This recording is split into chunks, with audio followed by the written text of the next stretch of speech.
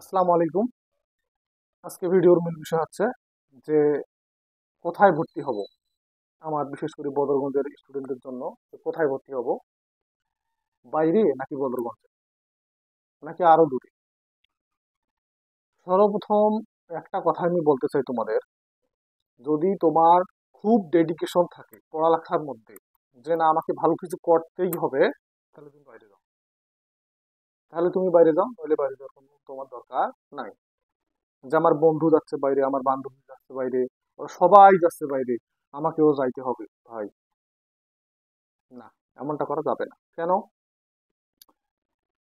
আমার দেখা মতো, আমার জানা মতো, যে বাইরে গিয়ে অনেক ভালো ভালো স্টুডেন্টও দেখা যায় যে অনেক বিপদে পা বাড়ায়। সেখানে রঙিন জীবন, বাধা দেওয়ার কেউ থাকে না, কেউ মানা করার কেউ থাকে না, তুমি কি করবা না করবা। তোমার কিন্তু সেই বয়সটা এখনো হয় নাই। সুতরাং ভাবো, নিজেকে ভাবো। কারণ বাইরে গেলে, যদি আমি রংপুরে ভর্তি হই অথবা অন্য কোথাও ভর্তি হই, বাইরে গেলে মিনিমাম মিনিমাম তোমার 10,000 টাকা লাগবে মান্থলি। তো সবাইরে এই সামর্থ্যটা কিন্তু সব ফ্যামিলির নাই। সুতরাং বাইরেই যে যাইতে হবে এমন কোনো কথা না।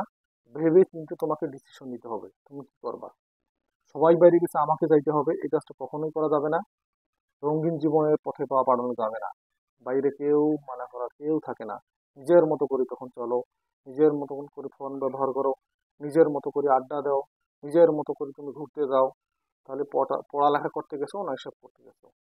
আমার অনেক স্টুডেন্ট, অনেক ভালো স্টুডেন্ট, হ্যাঁ, আবার কেউ ভালো কিছুও করে, অনেক ভালো কিছুও করে, কিন্তু তাদের মধ্যে সীমিত সংখ্যা।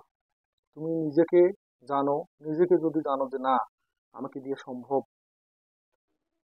আমাকে করতেই হবে বাইরে গিয়ে, এমন যদি মন মানসিকতা থাকে, তখনই তুমি বাইরে যাও, নইলে বাইরে যাওয়া তোমার কোনো দরকার নাই।